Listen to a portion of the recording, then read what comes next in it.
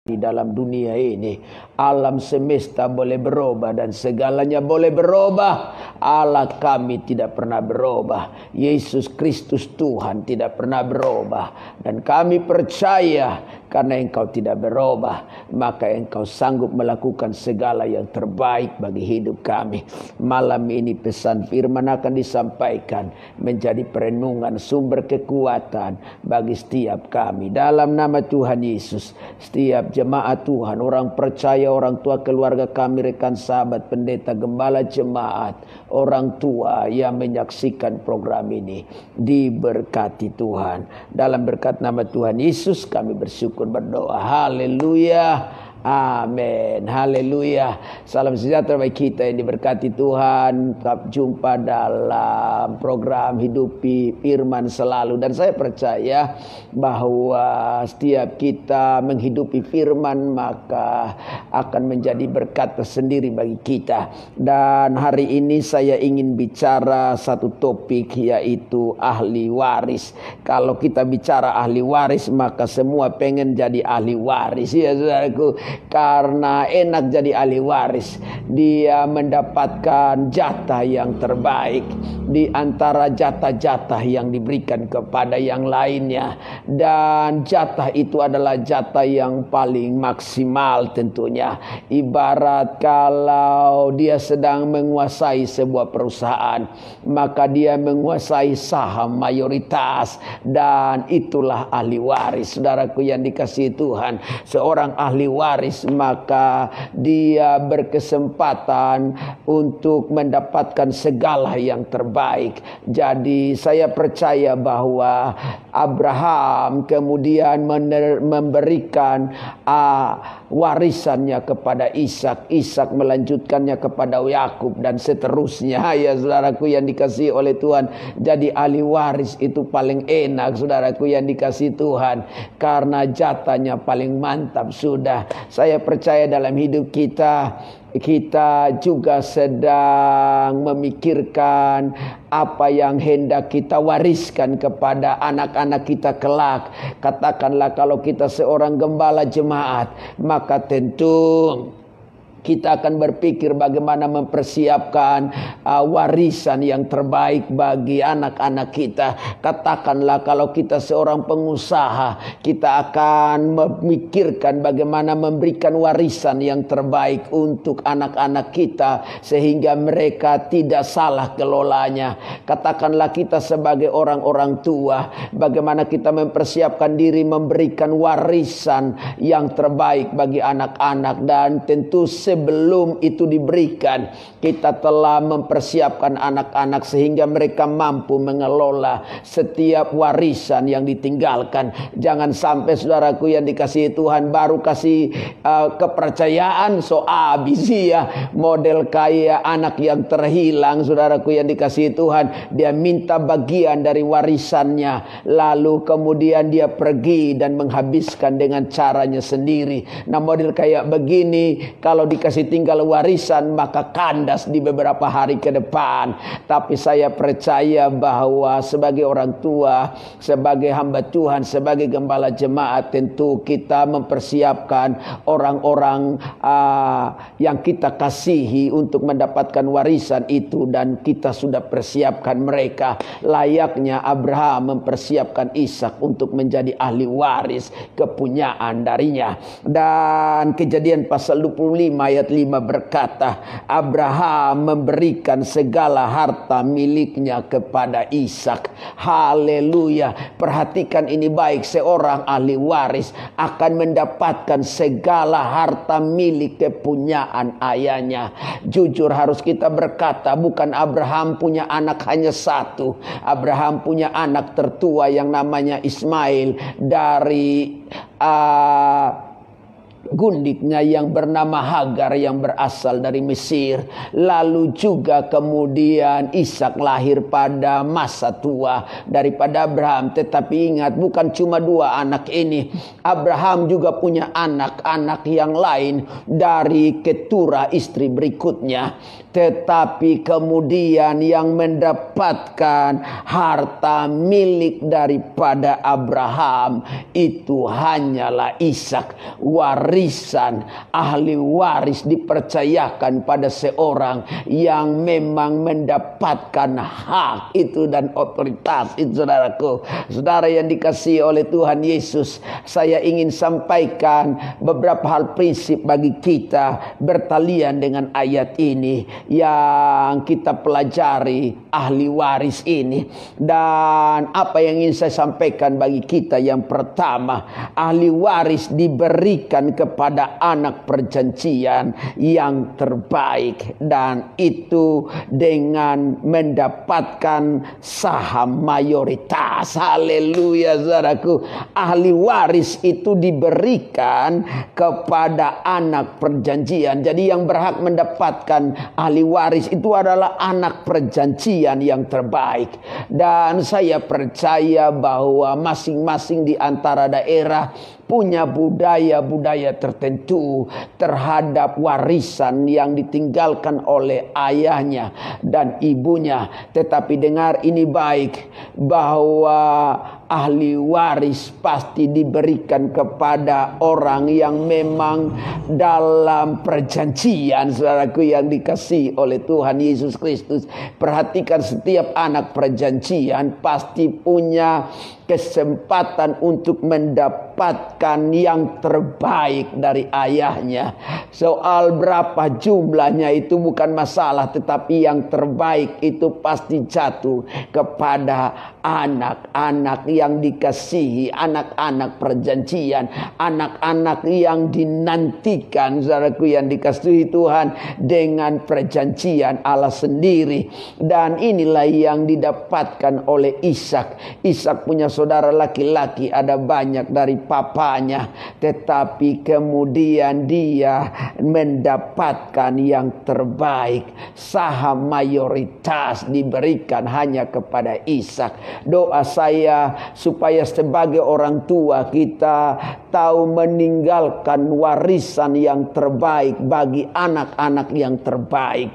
Karena ketika warisan jatuh kepada anak yang tidak baik, maka yang saya tahu biasanya kandas, habis, saudaraku. Semua yang kita kumpulkan dengan susah payah itu disalahgunakan. Nah, persoalannya adalah kemudian kalau ini budaya orang timur, lalu setiap anak laki-laki harus punya jatahnya. Dengar ini baik, terserah kita orang tua, tetapi yang saya tahu kita punya penilaian dan standar nilai terhadap apa yang hendak kita kerjakan sebagai orang tua.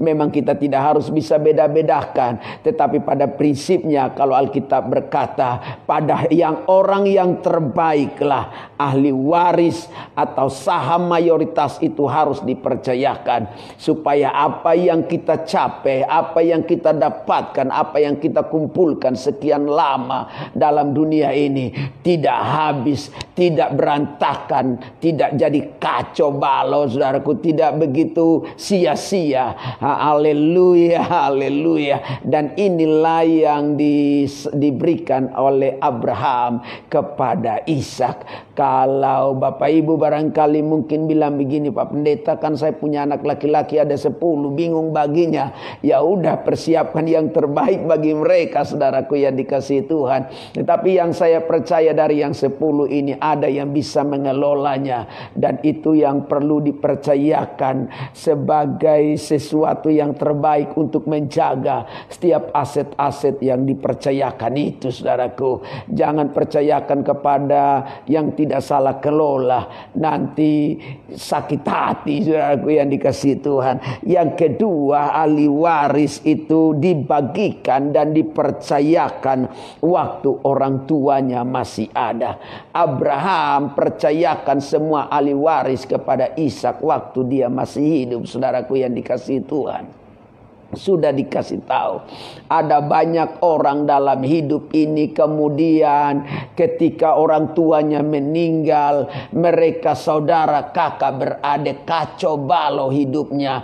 Kakak dengan adik tidak lagi satu dengan yang lain baku kenal. Yang ada hanyalah ribut urusan harta benda, peninggalan ayah orang tua mereka. Kenapa?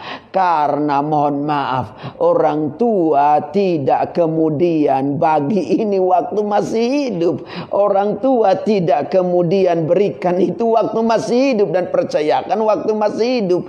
Pas dia sudah tidak ada, anak-anak semua menuntut. Yang kakak maunya ini, yang tengah mau ini, yang adik juga pengen punya jatah. Jadi akhirnya hancur rumah tangga, hancur persaudaraan, saudaraku. Saya kemudian dalam hidup ini rasanya agak sedikit tidak nyaman kalau kemudian mendengar harta peninggalan orang tua menjadi rebutan dan perkelahian antara kakak dengan adik. Rasanya menjadi tidak terhormat merebut harta orang tua kita dengan cara-cara yang tidak elegan, dengan cara-cara yang membuat persaudaraan terputus. Ada begitu banyak kemudian kita lihat bahkan di keluarga Kristen, kakak tidak mau tahu dengan adiknya, adik tidak mau kenal dengan kakaknya. Kenapa demikian? Bahkan ada yang mohon maaf bisa saja baku bunuh, bisa saja kemudian keluarkan kata hujatan, keluarkan kata-kata yang kemudian tidak baik hanya karena warisan yang tidak dibagi dan dipercayakan sebelum ayahnya nggak ada atau orang tuanya nggak ada, saudaraku. Saya kemudian melihat dan akhirnya kemudian berpikir kalau model kayak begini memang adalah jauh lebih baik kalau kita punya sesuatu yang ingin diwariskan kepada anak-anak dan kemudian kita tahu mana yang harus dapat mana, maka seorang yang punya satu anak anak yang punya ahli waris itu yang berhak mendapatkan warisan, kita harus percayakan sebelum kita nggak ada, saudaraku. Saya menyerukan kepada tentu orang tua, keluarga Kristen supaya barangkali ini menjadi sebuah perenungan dan pertimbangan sendiri. Abraham percayakan ahli waris kepada Ishak sebelum dia mati, saudaraku yang dikasihi Tuhan. Jadi tidak menjadi bumerang bagi Ishak di kemudian hari karena ada yang mengklaim ini, ada yang klaim itu, ada yang klaim ini, saudaraku yang dikasihi Tuhan. Doa saya biar kiranya sebagai orang-orang tua, sebagai anak-anak dari orang-orang tua ketika percayakan ahli waris, anak terima dengan hati yang lapang dada dan bersyukur. Anak-anak orang-orang yang di dalam Tuhan, dengar ini baik, kalau engkau sudah dapat jatah dari warisan orang tua, maka itu yang terbaik, terima dengan hati yang bersyukur dan kelola itu dengan baik. Tetapi tentu ini menjadi persoalan tersendiri karena ada budaya-budaya tertentu barangkali yang berkata nggak mungkinlah kalau orang tua masih ada udah bagi-bagi harta seolah-olah orang tua mau meninggal. Ya bukan kita mau bagi harta, saudaraku, barangkali sudah dituliskah di kertas yang ini dapat ini, yang ini dapat ini, yang ini dapat ini, atau kemudian disimpan di mana ya kan, lalu kemudian dikasih meterai atas nama orang tuanya sehingga kalau mau berangkat bilang anak-anak pokoknya papa suka kasih tinggal semua di brankas ya, tinggal ambil dan kemudian bagi sesuai yang ditulis, saudaraku, supaya tidak meninggalkan kekacauan dan keributan. Begitu banyak orang karena warisan ribut, saudaraku. Dan ada begitu banyak anak-anak jadi sakit hati. Orang tua udah meninggal aja mereka sakit hati karena barangkali cara bagi warisannya pun gak adil, saudaraku yang dikasihi Tuhan. Kalau yang punya anak laki cuma satu, puji Tuhan, kan gak perlu dipersoalkan. Tapi anak laki lebih dari satu, ya sebagai orang tua ya kita juga harus bijaklah dalam hal ini. Dengar ini baik, ahli waris, orang yang menerima warisan ini ini ternyata ketika orang tua meninggalkan warisan, ia dipercayakan kepada ahli waris itu saat orang tuanya masih hidup. Saat Abraham masih hidup dia bagi-bagi. Haleluya. Jadi dia tidak mati dulu baru dia mau bagi. Gimana orang mati mau bagi warisan? Ya, haleluya.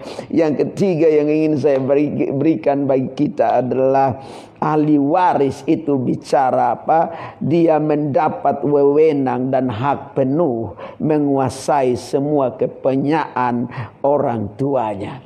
Seorang ahli waris punya hak penuh, punya wewenang penuh untuk menguasai semua harta kekayaan orang tuanya. Jangan kemudian kita bukan ahli waris dan pergi kuasai orang punya kekayaan. Itu cari gara-gara namanya. Iya. Haleluya. Dan saya percaya kalau kita ahli waris, maka kita punya wewenang, hak penuh, otoritas penuh menguasai semua kepunyaan daripada orang tua kita. Bukankah Alkitab berkata bahwa kita ini juga keturunan-keturunan Abraham secara lahiriah yang kemudian berhak menerima warisan surgawi, warisan yang dipercayakan juga kepada Abraham. Is okay kita tidak dapat jatah dan bagian seperti Ishak dari Abraham, tetapi Alkitab berkata dengan jelas bahwa dari Abraham berkat itu mengalir kepada bangsa-bangsa yang kemudian mempercayai Allahnya Abraham sebagai Allah yang hidup. Dan malam ini saya percaya bahwa ketika kita menjadi ahli waris kerajaan sorga, maka kita mendapatkan wewenang, otoritas atas apa yang sorga punya. Saudaraku yang dikasihi Tuhan, mungkin saudara berkata, aneh banget ya, memang kita siapa? Ya memang begitu, apa yang kau ikat di bumi akan terikat di sorga, apa yang kau lepas di bumi terlepas di sorga. Bukan berarti saya mau singgung sesuatu di sini, tapi yang ingin saya kasih tahu, kalau kemudian kita menjadi ahli waris sorga, maka saya percaya bahwa apa yang ada di sorga juga diberikan dan dipercayakan bagi kita. Alkitab berkata dalam doa Bapa kami jelas bahwa mari kita Allah berikan kepada kita secukupnya, yang cukup-cukup. Jadi selama kita butuh cukup, saudaraku, minta kamu diberi, cari kamu dapat, ketok pintu dibukakan. Orang yang punya ahli waris dia pasti diberi otoritas itu. Jangan kita bukan ahli waris lalu kita mau minta-minta. Haleluya. Itu bukan punya kita, saudaraku yang dikasihi Tuhan. Jadi ini yang ingin saya bagikan bagi saudara, 3 hal prinsip dari ahli waris. Ini yang pertama, ahli waris itu karena dia diberikan yang terbaik dari yang punya warisan itu, dan ahli waris mendapatkan yang terbaik dengan saham mayoritas. Yang kedua, ahli waris mendapatkan kepercayaan itu selama yang mempercayakan itu masih ada ya. Dan yang ketiga, dia mendapatkan wewenang menguasai secara penuh apa yang dimiliki oleh yang empunya warisan itu. Dan doa saya, biarlah kita menjadi ahli waris dari kerajaan sorga. Kan tak mungkin kita jadi ahli warisnya Abraham, ya kan? Karena itu jatahnya Ishak, saudaraku. Ishak lanjutkan kepada Yakub, Yakub lanjutkan kepada ke-12 anaknya, dan seterusnya sampai keturunan-keturunan berikutnya. Dan saya percaya kita tidak perlu dapat warisan dari Abraham, karena itu jatahnya Ishak dan keturunan berikutnya. Tetapi kita dapat ahli waris sorga saja udah cukup. Jadi ahli waris sorga, dan saya percaya sorga tidak pernah kekurangan berkat, sorga tidak pernah kekurangan hal-hal yang baik. Ketika kita menjadi ahli waris kerajaan sorga, maka saya percaya sorga tidak pernah kehabisan bahan material, bahan mentah apapun, bahkan bahan yang sudah jadi, yang siap, bukan lagi didaur ulang, bukan lagi diolah baru dia kasih ke kita. tapi sorga apa saja yang terbaik, bahkan hal-hal yang sudah matang di sorga dipercayakan.